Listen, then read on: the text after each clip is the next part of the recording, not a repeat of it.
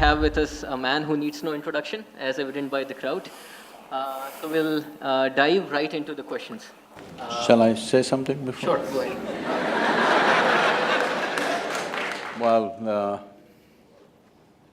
the question is definitely there in a lot of people's mind, why a moment like this, how this came about.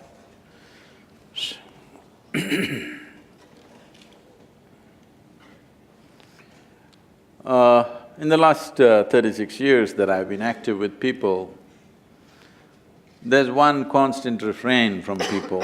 Thousands of people have asked me the same question. That is, Sadhguru, when I was 20, where the hell were you? You came when I'm 60. If you came when I was 20, I would have done this, that and something else. I've been hearing this from so many people continuously. So we thought we will step out and talk to people who are below 25 years of age. And that's why Youth and Truth. And the fundamental of this is, see what we call as life. This life, you may have so many ideas about it, so many emotions and thoughts about it, but essentially this life is a certain combination of time and energy. We have a certain amount of time and a certain amount of energy. Time is rolling away for all of us. If you sit here, it rolls, if you do something, it rolls, if you sleep, it rolls, if you're awake, it rolls. Whether in wakefulness or sleep, in work or laziness, whichever way, in dynamism or lethargy, time is rolling for everybody. In Tamil, there's the term that is used for death is kalamaittanga. It means his time got over. Such an appropriate description. After all, that's all that happened, time got over. So time is getting over for all of us. As we sit here, it's not the clock which is ticking, it is our life which is ticking away. You cannot control it, you can't slow it down, you can't roll it back, no choice about this. It rolls forward for all of us, no matter what we do or we don't do. But energy is something we can manage. When we talk about energy, this segment of life that we refer to as youth, when you're in this segment of life, your energy is at its highest exuberance. Most youth do not understand this. They think they're going to be like this for always. You just have to pay attention to the old people, they were not born like this. They were also youth. Slowly, volume gets little down, not me. Otherwise, slowly the intensity of energy volume gets lower and lower. If you just observe how they sit and stand and walk, you must know you're going to get there very fast, actually. So, when your energies are at their peak, if you brought little more clarity and balance into your system, well, this energy could work for you in a miraculous way. This exuberant energy can do wonders in human life, or it can cause disasters in human life. The same enthusiasm and energy has taken people's lives. I'm saying this because I grew up in 60s and 70s. By the time they were 35, at least 12 for sure, other two I think they also went by that way. 12 to 14 people that I knew and who were dear to me, they all died before their 35 years of age. Simply somebody overdosed, somebody drank themselves to death, somebody killed themselves on the motorcycles, somebody fell off the rocks, all kinds of things. It is the same exuberant energy which got them into these things. The same exuberant energy, if it had a little more balance and clarity, they could have done wonders. But unfortunately this happened. It's not only in terms of death, it happens in so many different ways. Disaster is not always in the form of death. Life didn't take off, that itself is a disaster. So, when you look at this, see, every human being, every individual has an innate genius within them. The question is only, will they find an appropriate ambience within themselves and around themselves to unfold their genius. This, unfortunately, in this world does not even happen to 1% of the population. This is my estimate. In your institution, if it is more, you must tell me. But generally, in the larger population, not even 1% of humanity manages to unfold their genius, simply because concerns of earning a living, survival, some nonsense takes them up, they fall in love, something happens. Either outside situations don't cooperate or inside situations don't cooperate. So, what I'm looking at is, if we can increase this percentage, let's say in this generation from 1% to 10%, we will have a phenomenal world. Because you cannot create a great world or a great nation or a great society, you can only create great human beings. If you create great human beings, great societies and nations and world will happen. It's a consequence. We cannot create the consequence, but the source of this is human genius must unfold. Only then you will find human beings functioning at a level well beyond what we normally consider as normal. It should become normal. It's normal for a flowering plant to blossom. Similarly, it must be normal for a human being to unfold and blossom their genius, because it's innate. It is only looking for an atmosphere where it is possible to do that. Can we create that in the society? Maybe it's a long way off. But can we at least create it within ourselves? That, if you're willing, is possible now in this generation. That's why I'm here with you. Let's see what we can do.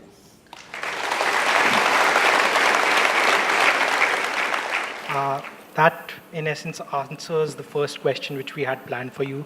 So we'll actually move on.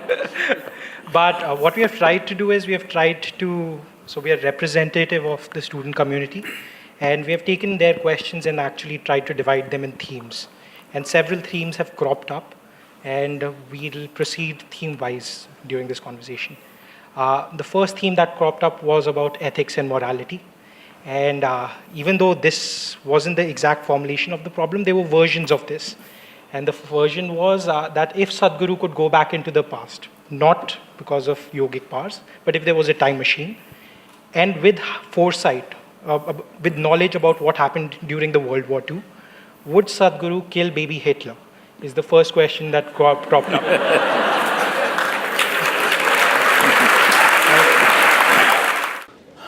Would I kill the baby Hitler?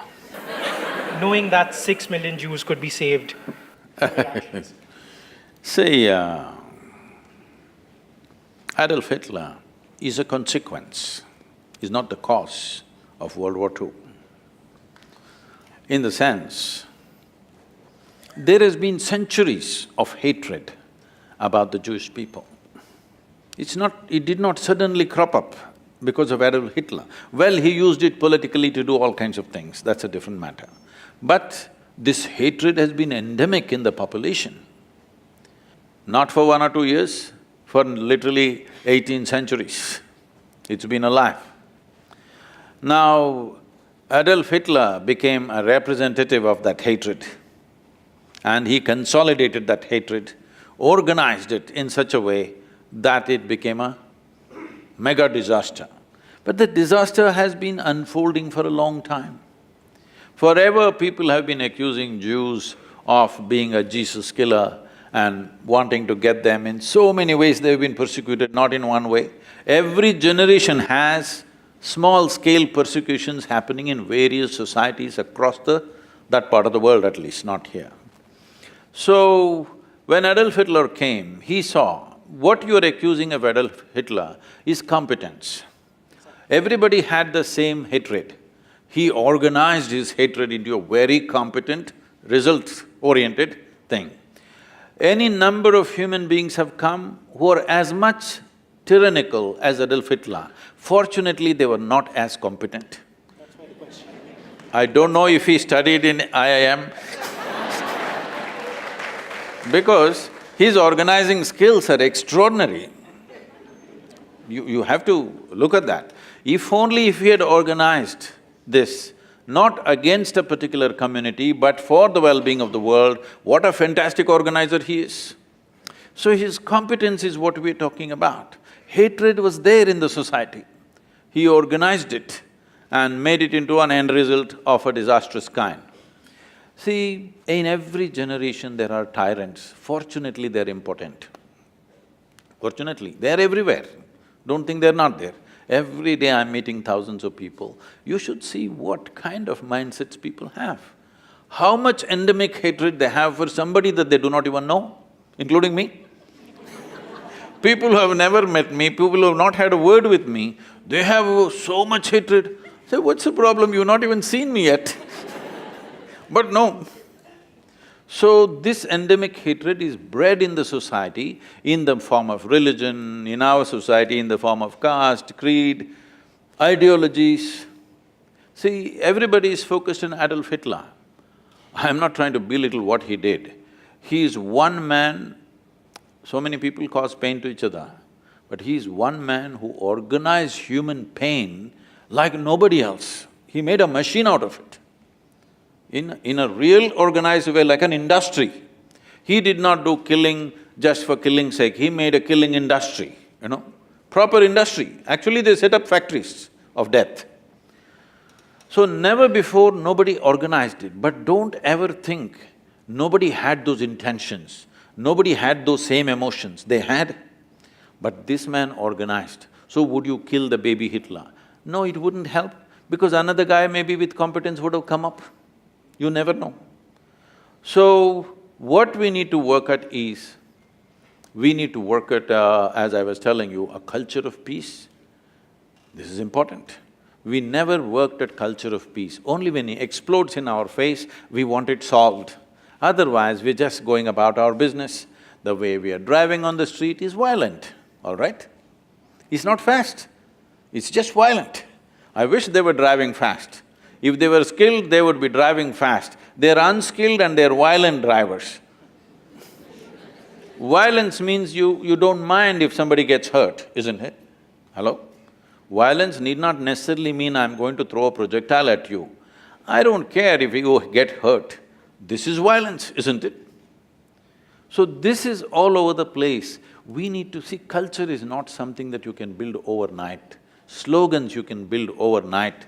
You can do anti-demonstrations overnight. You cannot build a culture overnight. It takes a lifetime of dedication to bring that about. Nobody has shown that dedication. Everybody wants immediate solution. When something explodes, everybody will scream. Once it's over, they go about their business. So, it is very important. I want you to understand, Adolf Hitlers can be born just about anywhere, because the culture of disliking and hating other people who are not like you is so rooted in the society, it's just a question of, he must do an MBA here. I'm giving compliments to the institution, it's not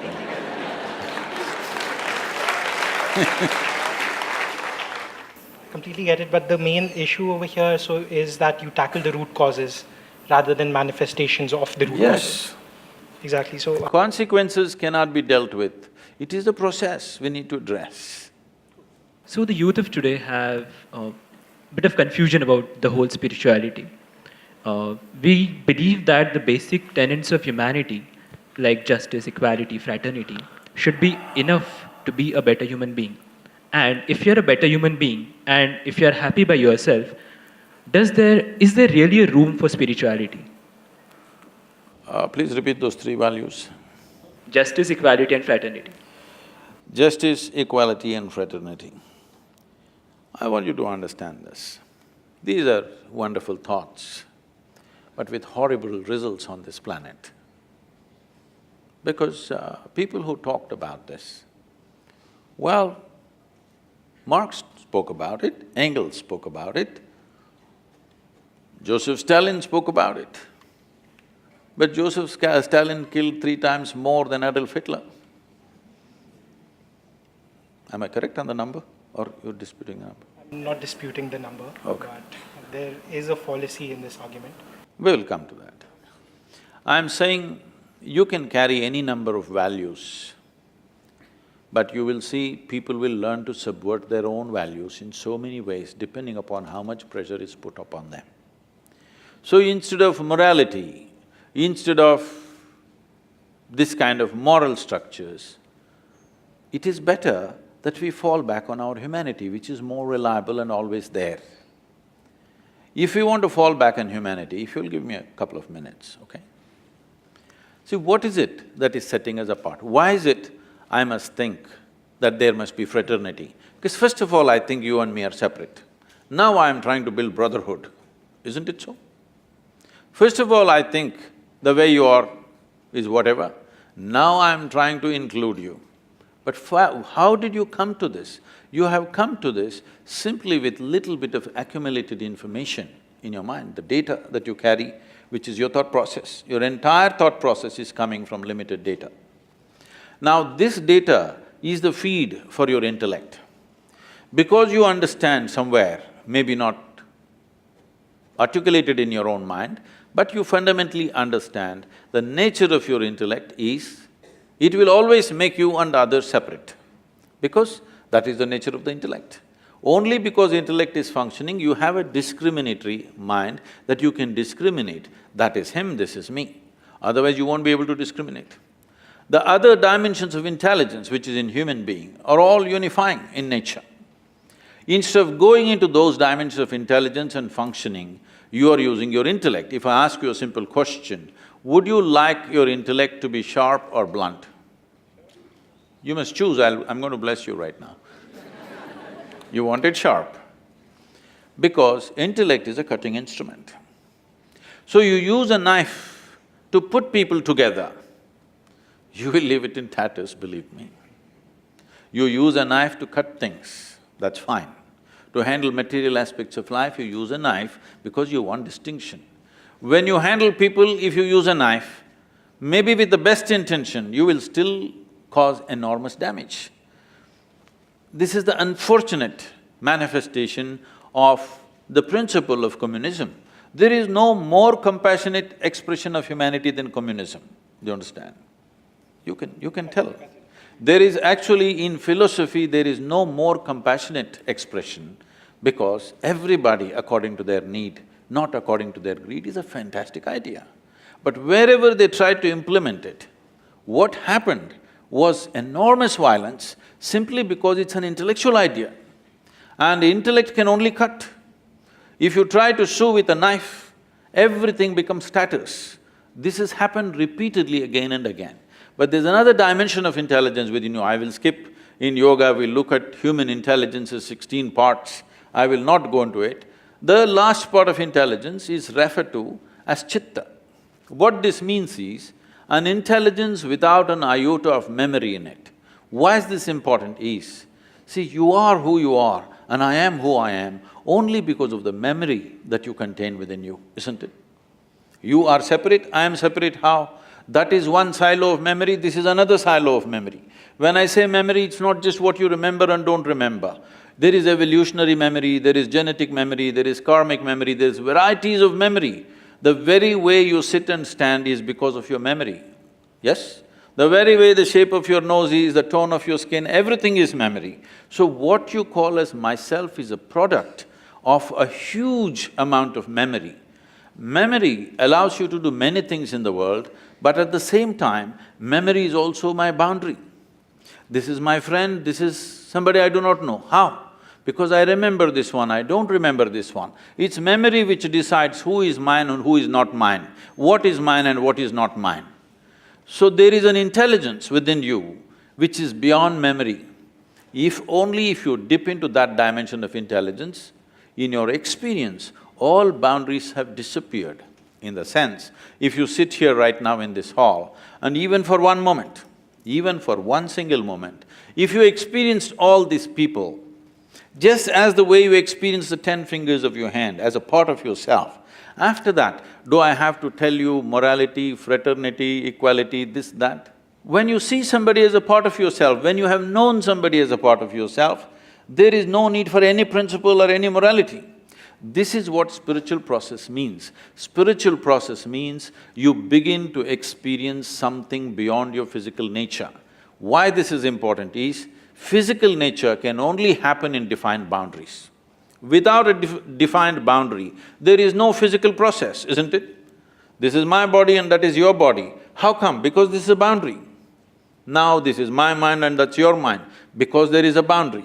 But there is a dimension of intelligence which has no memory. If you enter that dimension, you will see that there is no memory. Because there is no memory, but still you're alert and alive, because of that, there is no boundaries. This can be explained in so many ways. See, if you do something very intense, if you do like this and just hold it like this, you can… Shall we experiment? Just for 20 seconds, vigorously rub your hands together with your eyes closed.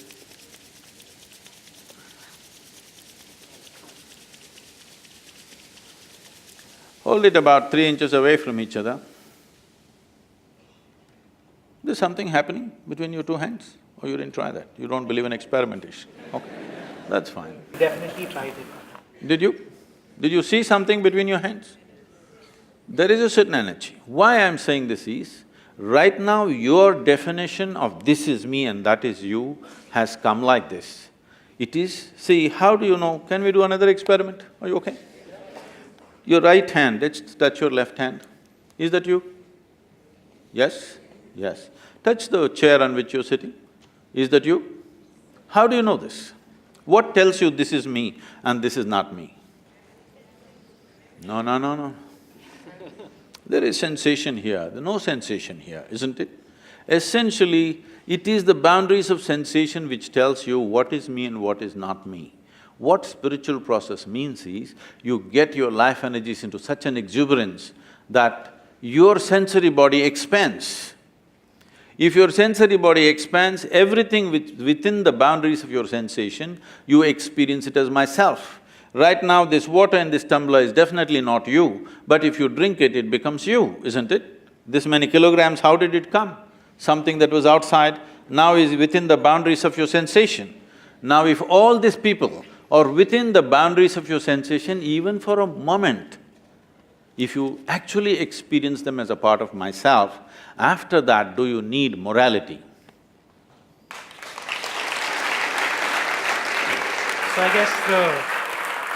guess the main part was that the question, I think, got lost in translation, because in essence, you guys were both talking about the same things. I thought he was speaking in English, was he?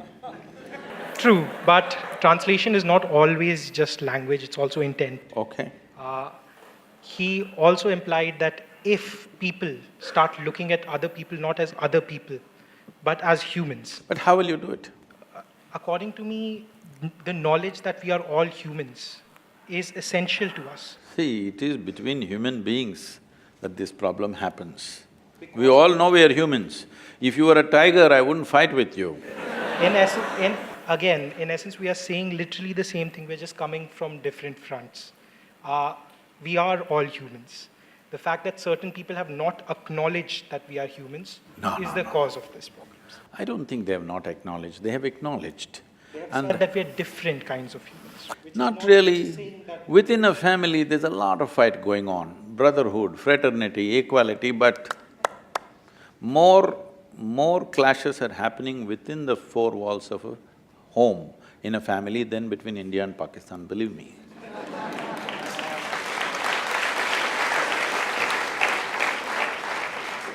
No, you're a little frustrated, you can ask me more questions. Huh? I'm genuinely not frustrated by this, it's just that the example which you have just given, that there are more clashes which happen Is it happening or not? than outside, is in essence, first of all, it is not essentially fact-based because it doesn't take it's on an assumption of how many clashes occur between India and Pakistan. The second is, it assumes that clashes which are occurring within the family are of the same magnitude. See, magnitude is different because we are not armed within the family and we have no intent to kill, all right? We have no intent to kill, but clashes are happening, isn't it? Emotions are happening. Are they happening or not? If you believe of everyone as your extension of your spiritual being, would clashes also not happen? See, spirituality is not a belief, that is where you're wrong. See, you think spirituality is one more belief like your values. Your values are made up by you. Spiritual process is not made up by… If you sit here and breathe, what you exhale, the trees are inhaling. What the trees are exhaling, you are inhaling. Is it a fact or is it my idea? It's a fact. Now this fact is only intellectual, but experientially if you sit here and actually experience one half of my lungs is actually hanging out there, which is the fact. If you experience this, after that, do I have to tell you, don't cut the tree?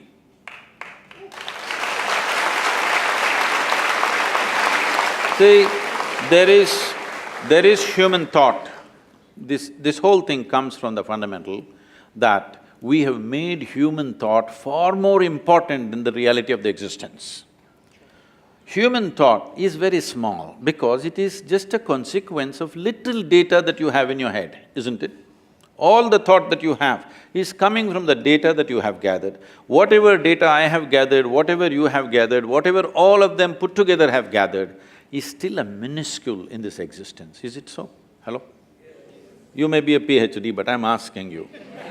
Is it a minuscule?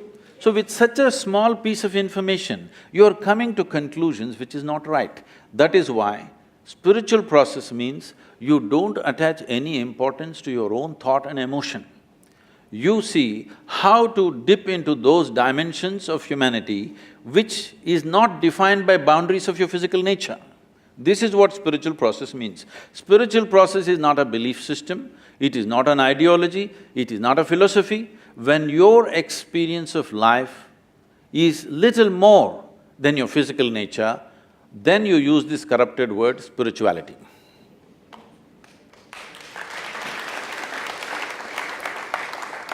While answering the last question, you talked about memory, right? So, my question is, if all we are doing… So what's your view? Should we have an all-encompassing memory, or should it be a memoryless being? Because if we are a memoryless being, then there's no concept of future and past. There's no relation between actions and consequences. We talked about experience, that doesn't exist. Now, how does this idea come, memoryless being? You talked about chitta that has… I said memoryless intelligence, an intelligence which is beyond memory. I did not talk about a memoryless being because if there is no memory, there is no individuality of any kind, isn't it? That's what his point. So that's what the point is. I get you. To be an individual, memory is important, but because we have memory, all the It is not shortcomings… memory is important, memory is the basis of your individual nature. Is individualism important, like being… See, individualism means you're trying to make a religion out of yourself. There is no individualism. It is a privilege. Though we are part of everything here, if we don't understand this, we'll get the point when people bury us, that we are a part of everything. Right now we stand up, see, your existence here is like a pop-up on your computer screen. You pop up for 2 minutes and you go, okay? In the life of this planet, you are just a small pop-up. You'll go poop and poop, that's it. You and me, right now when we are here, we think we are this, but all this countless number of people who came before us, you think they were idiots? They were also like you and me, big people, but all topsoil now, isn't it? So anyway, we have no individuality. Individuality is an assumed thing. This is a great privilege creation has given us, though we are part of everything. We are allowed to experience life as an individual, how fantastic it is. We are greatly, grateful to this process because it allows a little bit of individuality for these few years that we are here. These years in the life of this planet is really nothing, 2 seconds they calculate something out of the billion years, whatever it's been here. So if 2-second pop-up assumes individualism, what is that? It's a privilege that we have some sense of individual experience. Otherwise, we would have no experience if there was no memory, okay? So if you dip into chitta, does my individuality completely vanish? No. When you dip into it, it gives you an experience beyond the boundaries of your individuality.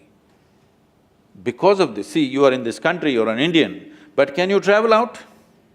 If you travel out, you're not an Indian anymore. Still am. You still are, just the same way. I'm still the same person, but I'm no more limited by the boundaries of my physiology and my psychological structure anymore. This gives me a larger sense of experience.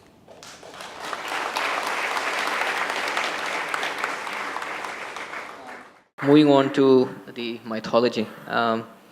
So we know that Iliad was written by Homer, right? A blind guy. He wrote that there are 14,000 horses. But since we know that he could not have seen it for himself, we believe that there's some sort of historical, storytelling going on there. Would you say? But nowadays, all the scriptures, religious scriptures, are taken as gospel.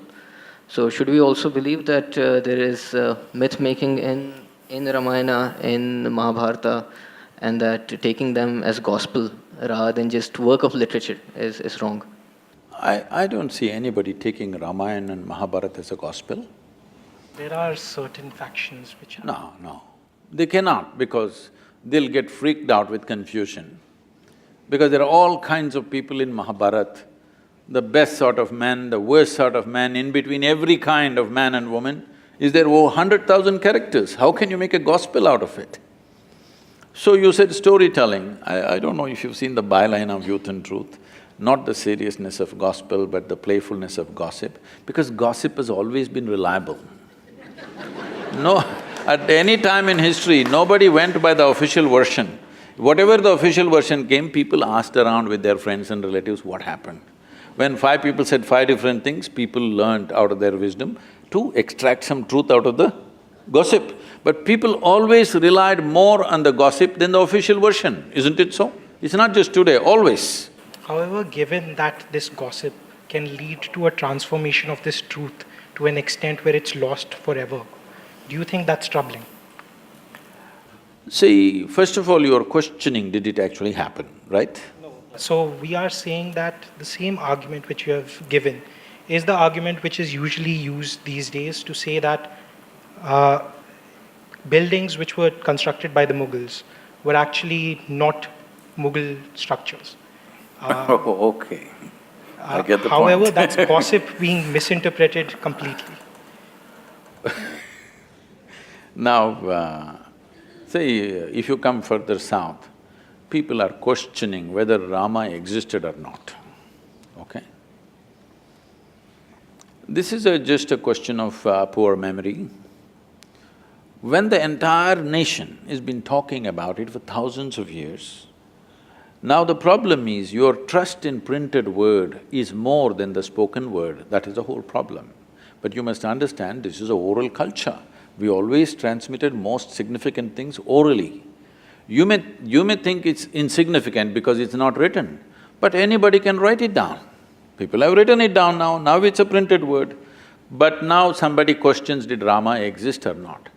Not in one place, in entire culture, when everybody is talking about the same story with minor variations here and there, it could not have been just made up by all the people, So I guess his point was also by bringing in the Iliad example the same, that the war on Troy did happen, but the fact that Homer says that 14,000 horses were there is clearly not truth. Maybe not. Maybe Ram did exist, but other facts which are… other things… See, we are after all Indians, we invented zero.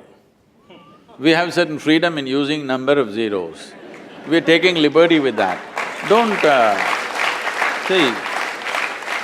see whether 6,000–7,000 years ago, whether 100,000 men fought or 10,000 men fought, doesn't make a difference.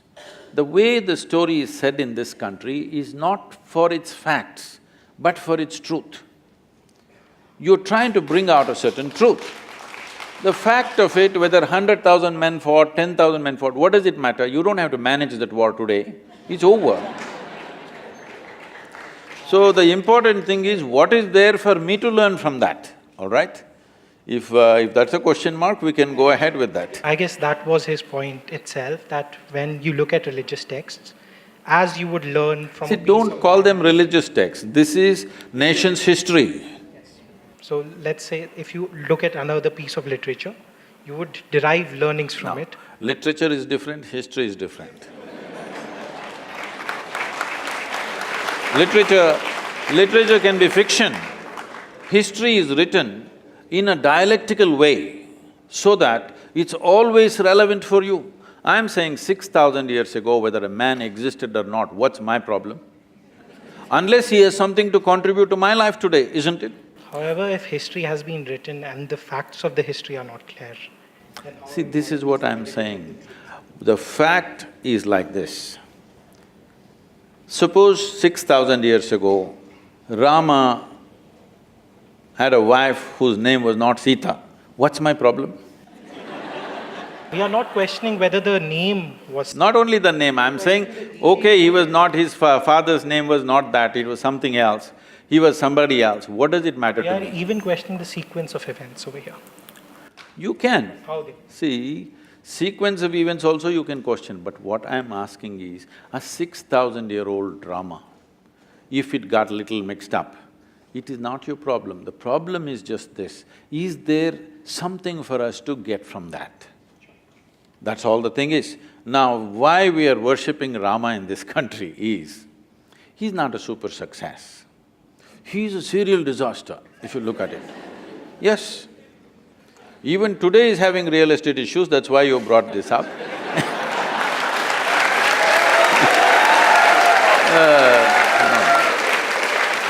But it is not today alone, it's not today alone. Right from the beginning of his life, he is in trouble and trouble and trouble and trouble.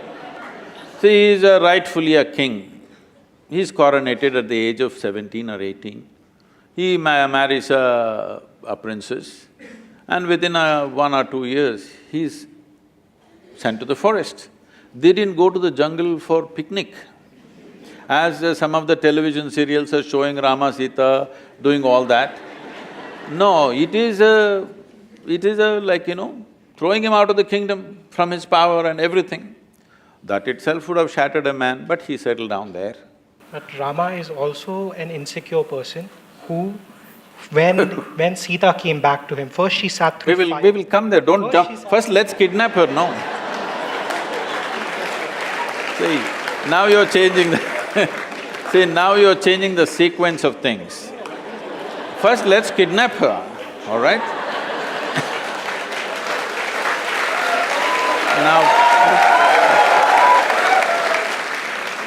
Now, the Sri Lankan people come and kidnap his wife and go away. After all, he is a king. If somebody steals his wife and takes her away some 3,000 kilometers down south, there's no GPS to even find out where is Sri Lanka, all right? At a time like that, being a king, he could have found a local solution. There would be any number of women to marry the men, he's a king.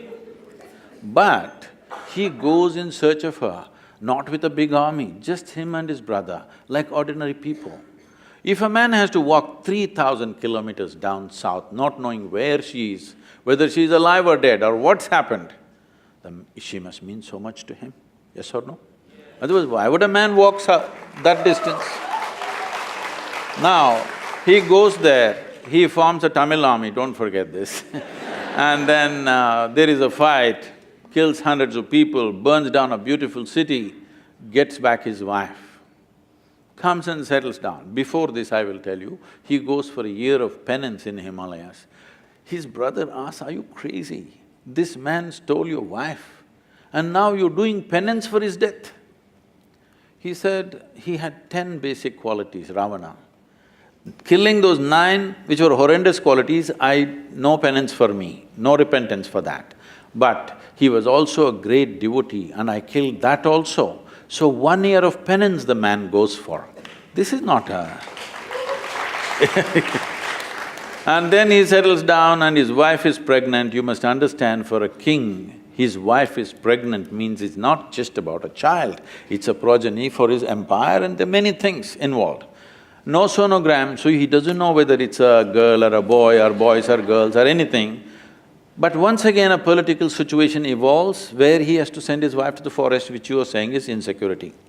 Not that part. So we can even begin from the first point in which, after he rescues Sita, Sita has to sit through a fire to prove that she is pure, For whom?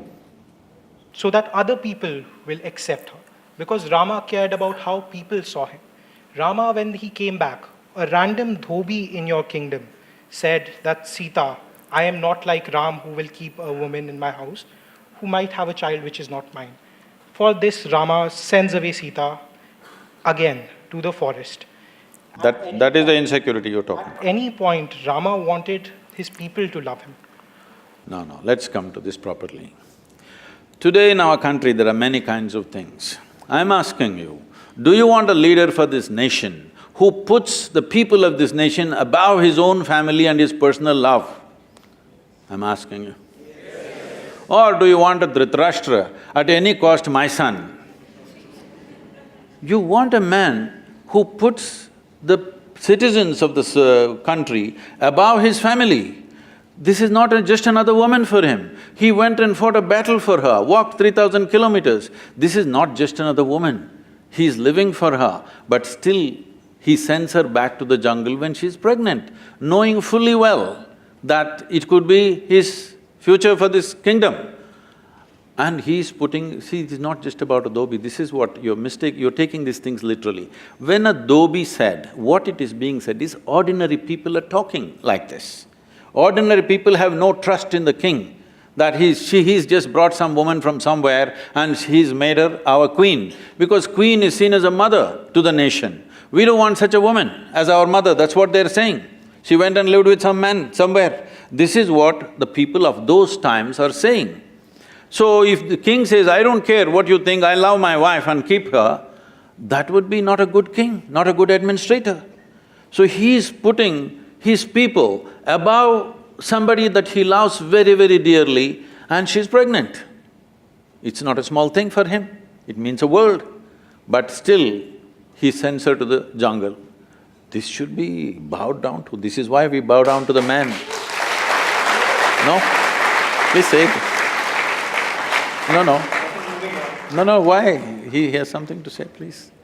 So there are different types of responsibilities of you as a person. As a king, there are different responsibilities, and as a human, as a family member, you have different responsibilities. Now you can't just throw away your wife and send her to a jungle. It's like just objectifying her. It's not treating her like another human who's pregnant, who will need different things and have promised her different things. Well, then you're against Gautam Buddha, you're against Rama, everybody. But you need to understand this in the right context, that is, if this woman didn't mean anything to her, he wouldn't have traveled down to Sri Lanka, fought a battle and brought her back, isn't it? It was his pride about what… How can you? His pride he could have got 100 wives around him if he wished, but he went for this person who means so much to him. Moving on… No, you must see the words that he's uttered. You must see the words he uttered about Sita, what she means to him, how he cried to Lakshmana and what he said. Actions are way more important. Why are you reading all these evil intentions in his mind that he did not express anywhere? He did not express… With our words, we can say anything. See, as far as you are concerned, you know only what you read. You don't know anything else about his life, neither me nor you, all right? So, from what you read, nowhere does it say that he was insecure. Nowhere does it say he went for his pride. Nowhere does it say that… No, everywhere it says very clearly, let me tell you, the reason why he is worshipped today is, though life threw disasters after disasters at him, the man never became resentful, never became hateful, never became angry. He did not become a recluse either. He went about fulfilling every duty that he has to do. With a personal pain and grief that he is carrying all his life, the man went about doing the best he can do for his praja of the day. If this is being accused of being as pride and this… There were strong reactions to that question, but I think that's a nice segue to the next one, which is once… Why do you say it's a reaction? At least… See, You had once said that people should not react to injustice, but this country has been based on civil disobedience movement. Movements like anti… Did I say they should not react to injustice? Yes. There was a quote of you… Like what? Said that people should not… Why don't you just read the quote instead of paraphrasing like this? Maybe you didn't… The quote was that we Again, should not react to injustice. Yes. And this was one of the… Yes. But I did not say you should not respond sensibly. We want to know why or what Yes. the context behind Because the context is, I am differentiating between human response and human reaction. If I react, I will only cause one more injustice. Right now, what I think is injustice, I will feel angry and I will do one more injustice. But if I see this injustice is happening and respond to the best of my intelligence and my capability, there could be a solution. So you have defined reaction. Yes, reaction and response I have clearly defined all along. Is it not important that you respond consciously rather than reacting violently? We completely agree with this, by the way. Right? So,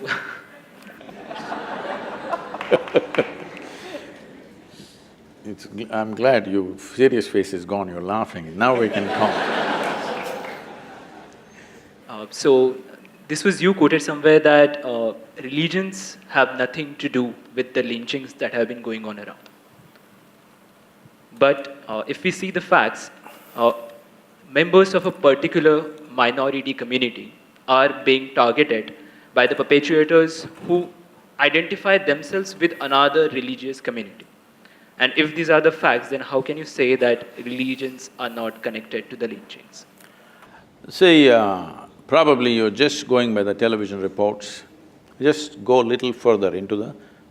So You read your again, book we as are- well. So in also your we are book, you are- say… In book I'm talking about lynchings. No. yeah, so in your book you have mentioned that you went to a village and a Oh, yes, policeman was of your course. friend, and you mentioned that… No, I will tell you the incident properly, you don't water this down. I'll tell you that incident properly. Will you give me 2 minutes? All right? See, I was living in a remote part of Karnataka. Karnataka is generally a docile, peaceful place. It's not a very activist kind or violent kind, there's no religious frictions happening, it's very docile people. One day I just ride down into the village and a big crowd, and what is it? I just park and go and see, they're beating one person like you can't imagine, with all kinds of things, whatever they get. I tried to stop, they just brushed me aside and said, you don't get into this. As I saw, within 2-3 minutes, the man died. Don't know who he is. Those days in the villages, nobody wore trousers, normally they wear either shorts or dhotis and things like that. This guy had trousers and some kind of dirty-looking shirt. And somebody thought he's a child lifter. Right there, they killed him and they dug a hole right outside the village where everybody can see, and they buried him right there because nobody has any fear that this is going to be a murder, this is going to be pursued. There is no such thing, they think it's their right to do that. I was appalled. Till then I had never faced a situation like that in my life. I was just 22, 23. So I rode down to the police station, which was just about eight or 9 kilometers from there. This policeman or the sub-inspector was my senior in college, so I knew him.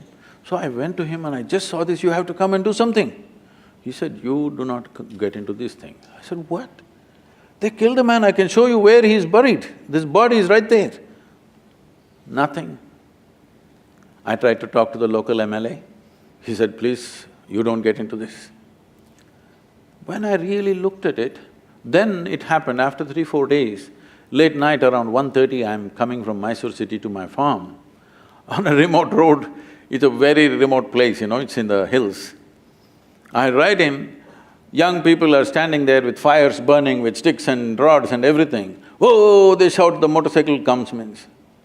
If you don't identify yourself, you would be killed too, right there, without a question. Because the rumor has gone around, somebody is doing child lifting, there's a local dam coming up, they're sacrificing many children. Nobody knows where the hell is the dam, nobody knows if anybody ever lost a child in the region, but just this rumor goes around. Then when I really look at it, I saw another one like this which happened for some stealing that happened, another one where he was beaten but he did not die. When you really look at it, every year in this country, over 40,000 children go missing. So there is a paranoia in the villages. Especially girl children who go missing, they just never found, never ever found. So tomorrow if my child disappears, what do? Hold an FIR and sit there and pray, is it? So first, their thing is to react in such a way, if my child is stolen, is it an injustice to me? Hello? And never to find the child, again not knowing what happened, whether they're alive or dead. If they die in front of you, it's okay. But they just disappear and you don't know whether they're alive or dead, you know what the parents go through? So there is a paranoia about this. The same thing happens if somebody steals any animal or if they cut a tree in their… This is what happens when you use gossip as your source of information. You're just misinterpreting the whole thing, please, I have to say this. Where is gossip as a… You think the whole script… all the literature or whatever the history that we are talking about is all gossip? No, I do not. Going back to the point… No, why are we referring to that now? You're referring to Ramayana as just gossip? I am not referring to that same point. You only said that there was a rumor going around that there was a… Obviously, see, you're calling it gossip, but I'm telling you, this is fear. This is fear of a population who are not protected by any law except their own stuff. They are on their own. Don't think some police force will come in a helicopter and save your children. There is no such arrangement. When there is no arrangement like that, they make their own crude arrangements, unfortunately. I have seen, somebody says one cow is stolen, immediately 10-15 boys get on the bicycles and ride in different directions. 30-40 kilometers if they catch the guy, that's the end of him, right there. Not because cow is religion, simply because it's economy. With 2 cows, I'm making my life. If you steal my cow, my children will go hungry tomorrow morning. So they will fight. So this is because the law has not spread itself to every inch of geography on this land, you must understand this. Even today in a big city, I'm telling you, if something happens to you, if you want to file a complaint, you will have to take the local MLA, somebody else, a businessman who knows somebody. By yourself you can't file, this is the reality. Somebody who has no basis in his life. So does this imply mob justice is valid? Arey, how are you saying these things? Do I look like a lyncher for you? Then why are you asking that question? I'm telling you, see, this is the problem. The problem is, we don't want to understand the reality and the pain of the people. We just want to make a judgment on them. I'm saying, unfortunately, nobody has provided them a way. So they're doing their own things. When mob enforces something, this is the unfortunate way it will happen. Do we want this to happen? Absolutely no. But do we have means to stop it right now? Till you make law available to everybody and quick justice to everybody, I'm telling you, people will do their own things. If you think they should not do, because you're living in the safe, enclosure of a wonderful institution, you don't understand what it is in a village. When my child goes missing, what do I do? What do I do? Where do I go? You don't know. I've seen people, women crying and beating their breasts and walking around because their children are missing. They don't know where they've gone. Finished. Can I speak? Yes, sir. So, you have talked in general about the lynchings that have been happening, and we don't deny that. They have been happening throughout the history, they have been happening in this country, and our inability to bring them to the judiciary is the cause. But I'm talking about a specific type I got that. which have increased recently, and which are facts that they have been increasing recently. And it's not about my cow getting steal, it's about there is a cow somewhere out there, it's been killed, and now I have to lynch for that. There is a difference in mentality, and it has not been seen before. Definitely there is. It's not that it's not been seen before. It's right now being reported because this is one of the political strategies that's happening in the country. It's not also about political strategy. There are many incidences which are not being reported by media but are still happening, and there's research being going on about that. So whatever we found out about the lynching are just like few percentage of that. It's a very small percentage what you found out. Till now in these 4 years, because basically this is all focused towards this particular government, all right? So in these 4 years, 42 lynchings have been reported. Out of these, 12 lynchings are supposed to be more, religious basis is there to it, 12 of them out of 42. But Over 3.5 to 4 million bovine animals in this country are stolen every year. And they're smuggled across both the borders. Now western border has become very tight because of security issues. Largely it's going through the eastern border. When who is losing these 4 million cows? You must see this. Whose economy is ruined? Somebody's economy is ruined, his family economy is ruined, isn't it? Because animals went away. Over 3.5 to 4 million animals are stolen in the country every year. And anyway, for your information, every year, in 4 years, 42 lynchings have happened, 12 of them have a religious connotation to it for sure, there's no question. Those are just reported. That is reported. But what is not reported is every year, over 100 uniformed men, including BSF soldiers, are lynched and killed by the cattle smugglers. That's totally a different issue. Let's not bring that into it. That's totally a different issue. No, please, why is it? It's connected, right? So this is not No, just no, about… please, let us… Why? Just because somebody wears a uniform, is he supposed to die? I'm just saying, let's not connect these two issues. No, One is religious, one is security I issue. want you to understand when there is a large-scale crime going on, when there's a large-scale crime going on, 4 million animals means on this side of the border, they're approximately 10 to 15,000 rupees. Across the border, they're between 30 to 50,000 rupees. I want you to calculate the numbers, you're the business guys, all right? I won't get the numbers right, please get me the numbers. I totally agree with you. So when… Have been happening. Please understand this, these cows don't fly. They have to be walked, all right? These cows, these animals have to be walked or transported in trucks. Only small amount is transported in trucks, rest of them are walked in the nights, okay? From across the country, 4 million animals. When such a large-scale crime is happening, you think there will be no reaction at all? When nobody is caught? Why change now? Why now? Huh? Why recent few years? See, it is not now, it is only reported now, it's always been happening, I'm telling you. They have reported only 42 lynchings.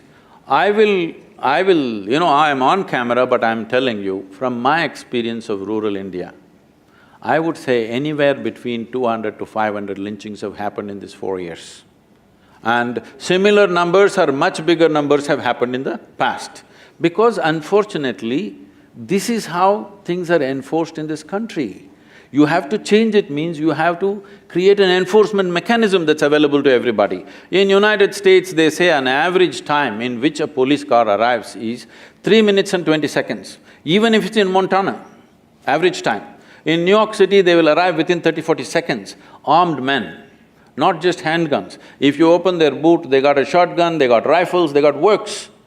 Now, a lathi-wielding, cycle-ridden policeman comes, you think he can handle these 10, 15 youth or 100 youth who are indulging in this violence? He is not capable of handling. So can we create a nation where law can be enforced, or are we just going on accusing each other, you did it, I did it, I did it, you did it? What's the point? If you want to create a law-abiding nation, the instruments of law should be strengthened. We're talking about police reforms for 25 years, where the hell are they? Exactly, I think we were also… So to wrap up the argument here, I'll be wrapping up your argument. So what you're suggesting is that mass hysteria is pretty common, has already existed, mostly because of… you can give names sitting in the comfort of your well-to-do homes, you can give these names, it's mass hysteria. Tell me, any of you ladies, I'm asking you, suppose your child is stolen and you know that you may never find, how will you react? You will go wild, all right? Don't call it mass hysteria, this, that. This is absence of law enforcement. We are also agreeing with that it is strong… But why are you calling it mass hysteria as if it's some kind of an ailment? I mean, this is caused because people don't have enough information, or they believe in rumors, or because… See, there are rumors, but why are you ignoring? Every year, 40,000 children are stolen, it's not a rumor, it's a fact. For nearly 4 million cattle are stolen, it's not a rumor, it's a fact. Also, legal enforcement needs to be strengthened. The fact that these things That is happen all. is That's all. problematic. That is all I'm saying, but you pick up one sentence and you say supporting lynching, how can you say that? This looks like… I am not supporting lynching. Again, Sadhguru, one important thing is, these are things which we came across, which we felt that… You can ask me, there is no problem asking any question. We wanted to know what was the context This behind is the these context, statements. all right. Because as you pointed out, people should not react to injustice had a very different context. They must respond sensibly. In a conscious manner, human being means one significant aspect of who we are is, see, we do the same things animals do. We are born, they are born, we eat, they reproduce, we sleep, they sleep, we die, they die. We do the same things. Only difference is we can do these things consciously. If we give up that one consciously acting, we are just one more creature on this planet. So I was making the distinction, if you react, you will just express your animal nature in some way. So this whole lynching business is just a reaction. But at the same time, people are helpless, they have no other way. There is no other way. You can go and file an FIR and hold this paper in your hand. You will not see anything happening in a village. You have said that all men and women are equal. We all believe that. Why should you believe? Like there's no disagreement here. I thought it's the same species. What do you think? It is. But you have also said that you cannot imagine your own household without a non-working mother. Did I say that? I guess… Yes. No. My mother was working more than anybody else.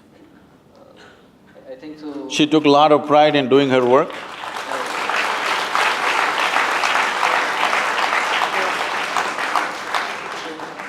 Okay, let's come to the major point. So, unlike your mother, my mother, she's also a working mother. The women have had a choice, right? My mother had a choice, your mother had a choice, but that's not the case with everyone, right? So the main point is that of agency, right? And then believe that the agency is being taken away because of the gender of the person. So they are not allowed to decide what is certain happening. societal expectations Right. that certain roles will be fulfilled. See, expectations are there. When you don't fulfill expectations, there'll be some price to pay, but that is so for everybody. That is… See, I'm not trying to say there has not been a certain level of exploitation, there definitely has been. But don't once again react to that and do reverse job. All you have to do is educate, educate, educate. Just leave it. You will see in a generation, everything will change. This is the first generation of women in this country who stepped out. Please understand, women have stepped out and doing so many things in the world, not because of your liberal ideas, it's only because of technology. Because technology has leveled the playing field. Technology has taken away the significance of man's brawn, isn't it so? Man's muscle has become insignificant simply because of technological development, not because of some liberalism or feminism or whatever. It is only because of technological development, women are able to step out and do the same things that men were doing in the past. Or even for the men, it is new to sit in the office and do this.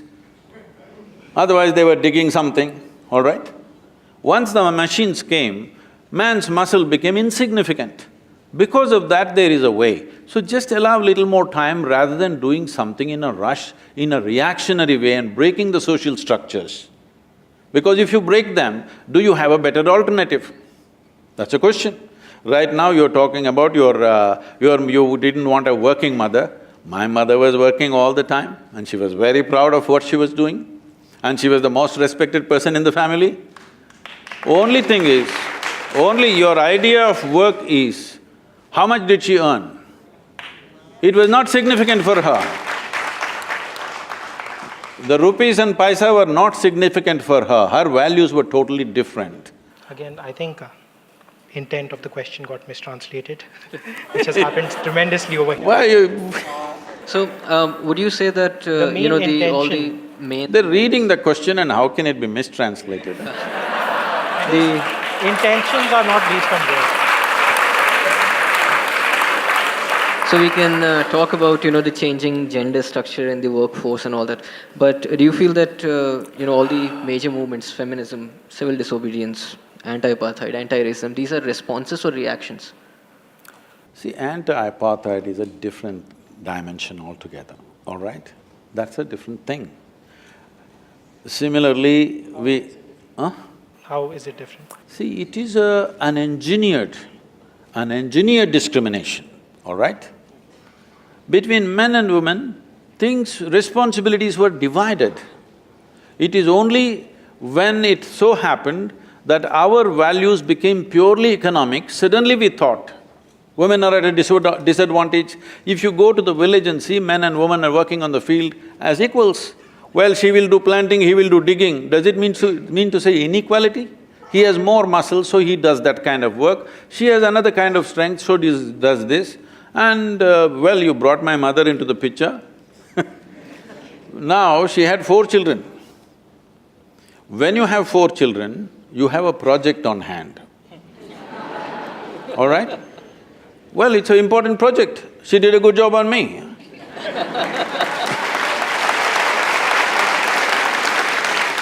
The kind that I was, if she did not tend to me constantly, I don't know what I would have become, all right? She did a good job on me and I'm glad. Not by domineering presence, but simply out of her love. You could not do anything that she won't like simply because she will simply sit there with a tear in her eye and finished. Everybody's finished in the house. That's all. She never said one word, she never scolded anybody, abused anybody, beat anybody. If we did something that was against whatever she thought is good for everybody, just one tear appeared in her eyes, finished we were. Everybody got fixed, absolutely. So she had that kind of power and she exerted that when she had to. Because she did not earn money, is she inferior to anybody? I don't think so. I don't think even he implied that. No, when you say working mother and a non-working mother, it's a wrong description. They're working. Only thing is, they may not be getting paid for it. Exactly how you said that react and response are nuanced versions of the same word. Working, non-working are nuanced versions of the same word. So you're talking about, the gender roles that are usually associated, and what the expectation is. See, if a woman wants to work outside, anyway, there is a biological responsibility. For some reason, nature has trusted a woman more than the man and entrusted this responsibility of manufacturing, I'm using the word manufacturing intentionally, manufacturing the next generation. Isn't this one of the most important things that needs to happen in human societies? Hello? If we don't do this properly, it doesn't matter what kind of management techniques you learn, is it going to work in the society, I'm asking? So now, once you have a child, a human child is not born like other creatures. You drop, a cow drops a calf and immediately it starts running around. A human being is not born like that. A human being needs nurture. Now we are in a society where the first generation has stepped out to work outside. Once again, because of technology, they again started working from home, which is a very good thing actually. But they stepped outside, but we don't have social structures to take care of the young ones. You leave your children into somebody's hands and go. You know what all damage can happen? You know how America is suffering for this? Though they have lot of structures and laws about how children should be taken care of, in spite of that, I'm just saying this because just a few days ago, they brought this child, who's 8-year-old girl from Ohio, an Indian couple. When the child was young, they left this child, usually teenage students take up this babysitting because they need some extra money. So this is called as what? They shake them like this, what's it called? There's some term for this, that they shake the children like this when they're crying so that they quieten up. So this girl was shaken like this. Bad parenting is the word. Bad parenting. No. The babysitters are known to do this. There's a term, technical term for that. Because there are so many thousands of cases where children have been damaged because of this shaking. So the spine got damaged and this girl, the left side got paralyzed. And they brought this girl to me, she's 8-year-old girl, now we're putting her through various things, she's beginning to walk but her speech is not there, so many troubles. Normal child, but a 17-year-old girl who came there to do babysitting, she just got irritated with this baby crying and she shook her. So a human child needs not just nourishment, it needs somebody to play with, somebody to laugh, somebody to smile, somebody to love and hug and kiss the child. Till we make such arrangements, don't be in too much of a rush because we'll damage a whole generation of people. We need to make those arrangements in the society. See, just now this society has just beginning to move away from joint family structure, where we had the luxury of grandmothers and aunts and this and that, all that is gone. Nuclear families have come, just husband, wife, children. Now there is no support system, nor is there an organized support system either by the government or private agencies. Nobody has come up with a real-time support system for young children. Where are you going to throw them and go when you go to work? I don't believe he's meaning you throw them and go. I did not say he means that. Why are you taking everything like… I didn't mean My bad. I didn't mean he said that. I mean to say, suppose I am a woman and I have a job and I have a child, what do I do? When the society doesn't make arrangements, what do I do with my child? Where do I live, in whose hands? So Sadhguru, because of paucity of time and because many people might also have questions over here, we'll have to open the floor for questions. We'll be opening the floor for questions right now, so people in that quadrant. But you should not translate their questions, okay?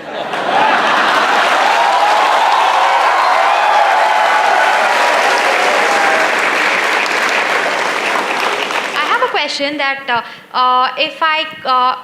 if I get a seat at IIM, my parents are very happy and then they congratulate me for my hard work.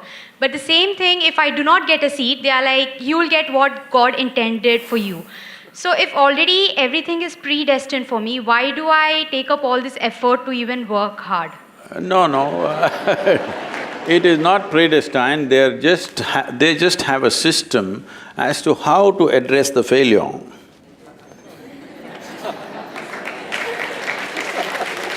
They don't want you to get totally frustrated and agonized by something that did not work. This is God's intention, just enjoy the God slap, okay? This is an effective way of creating solace. This is not a solution, but this is a solace, this is a psychological process that somebody is trying to diminish your suffering for that moment so that you understand you are in greater plan. That's why you didn't get the admission. Namaskaram, Sadhguru. My question is, everybody has got their own dream, especially related to career. But sometimes the dream of a child goes against the willingness of his parents. A child wants to do something and his parents want him to do something else. What should a child do in this situation? Should he go with his own dream, against his parents with his own dream, or should he kill the dream inside him and obey his parents? Namaskaram. Are you the child, sir? Yeah. No, luckily I am not. Please. Well, we must understand this. If what we want to do is not in an already laid out path, if you want to do something different, if you think you will ever do it with everybody's approval, it'll never happen, all right? At the same time, somebody has born you, somebody has brought you up, somebody has educated you, somebody has… in many ways they lived their life for you. Can you just reject them and do what the hell you want? No. So, you must understand, the parent and child relationship is that of love. You must increase the love volume and do what you want to do.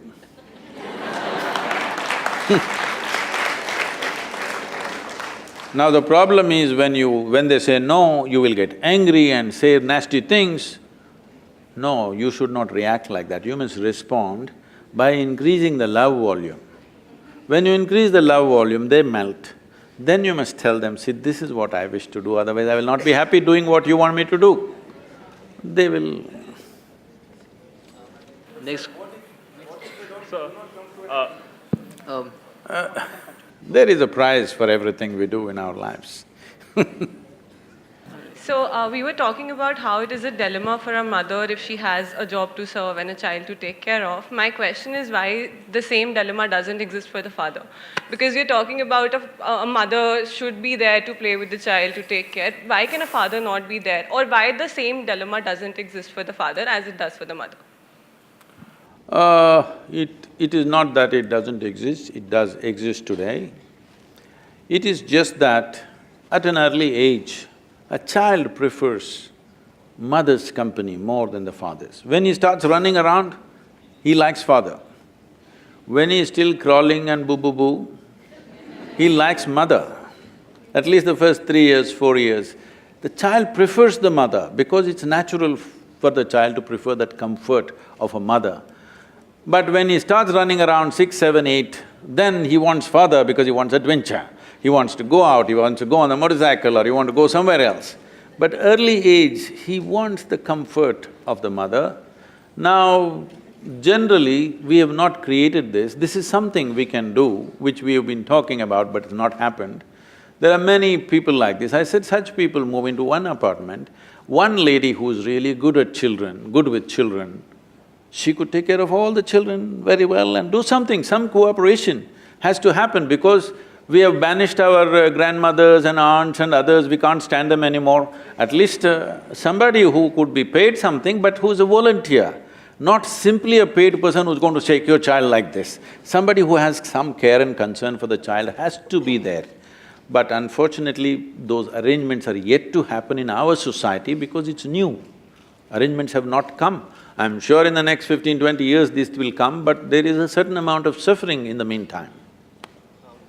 So, for the manifestation or the achievement of the goals or passions, or even for holding a king cobra, as you say, a wholesome control over the chemistry of thoughts and emotions is necessary. So, at this point in life, with so many stimulations, opportunities, distractions, ambitions, passions, everything hovering all around, how to achieve that control over the chemistry of thoughts, emotions and fears as well. So how to aggravate or elevate that ether within to read that, like to reach that silence within where we could do what we want and whatever we want becomes what it is. It's a long question, eh? See, one thing is, when it comes to what's within us, if we do not harness the prowess of this body and the prowess of this mind, you will not do anything significant, isn't it so? The question is, what methods do you have? Right now, the only methods you have is education. That is learning techniques, learning methods, learning information, exposure, this. There are other ways to do this also, where you can organize yourself that your body and your mind takes instructions from you. This is one aspect of it. It must. Your body and your mind are your most basic faculties that you have. They must take instructions from you. If they work against you, you're finished, isn't it? Right now you call this stress, anxiety, nonsense, whatever. Essentially, your intelligence is working against you. Your thought and emotion is not going the way you want it to go, it's doing its own thing. Well, if you cannot manage your own mind, how the hell are you going to manage, let's say 100 or 1,000 or 10,000 minds? Because management essentially means you must be able to manage the people. Managing the people means you must get everybody to get to one intent and act in a significant way. How will you do this when your own mind doesn't take instructions from you? You cannot manage yours, but you believe you can manage theirs? There is no way it's going to happen. This is why a whole lot of people who are in successful professions are all having ulcers, heartburns, heartbreaks and all kinds of things because they are upping the activity without enhancing themselves. It is like you want to be on a Formula 1 track, but you went with your small little car that everybody drives to the office. Then if you drive at a certain speed, four wheels will go in four different directions. This is what is happening to a whole lot of people. When they aspire for what they want and go at it, their body breaks down, their mind breaks down, something happens simply because they have not strived to enhance this. First you enhance this, activity will open up in the world for you. But you are in a rush for the goals that you have set up already. Because of that, you don't spend time on the… If you do not enhance the machine, activity cannot be enhanced. Stress will happen, breakdown will happen, isn't it? But when it comes to the outside world, there are a lot of misunderstandings about what is coming our way. Can I tell you a joke? Are you? Because it's been so serious, like This happened in Michigan. A tiny little bird was very exuberant and happy, and winter started coming. It should have gone south, but it was so happy it forgot about it and little late. Then it tried to fly, but because of the cold, its wings froze and it fell down. Then a cow was passing that way. It's an American cow.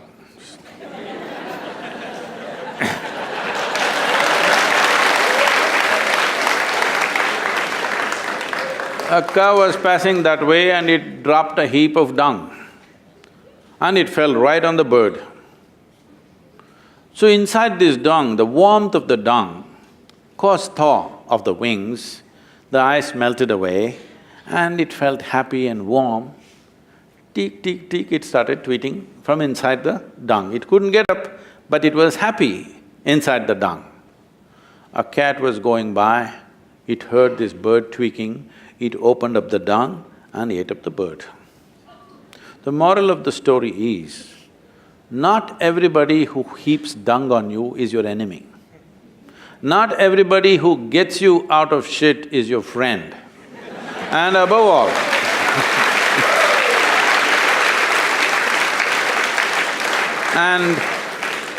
and above all, when you're in a heap of shit, keep your mouth shut.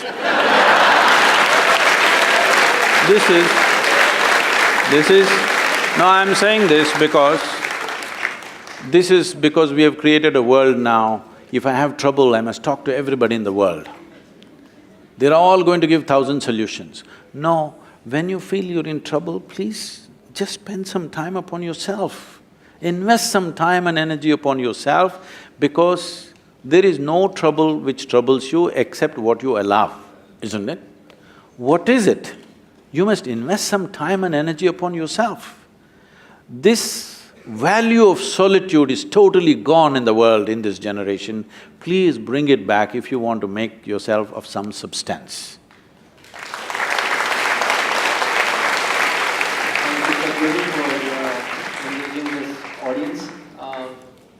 I'd like to just thank the Isha Foundation for such a wonderful show they put on. Wow. And thank you, Sadhguru, for spending so much time with us. With this, we close the session. I want you to understand, I don't know to what extent all of you are exposed to the nature of the country in which you're living. We constantly keep gloating about the tremendous things the nation has done in the past. Yes, it is true. But we've also forgotten a whole lot of horrendous things that have happened to this country, and today we are where we are, where there's inequality of absurd kind, okay? Absurd kind and most cruel kind. A variety of problems in this country. This country is a heap of problems. This education that you're getting here in a premier institution, please may it become the source of sorting out and solving the problems in this country, because I'm telling you, not even 1% of this country's population can even sit in the kind of comfort and ambience that you and me are sitting right now. Not even 1%. This cannot be called success.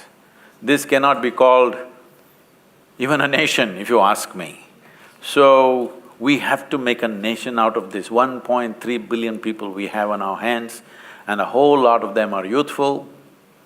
Please, whatever knowledge and capabilities that you get, invest that to bring some humanity to the human beings who are living in this country, please.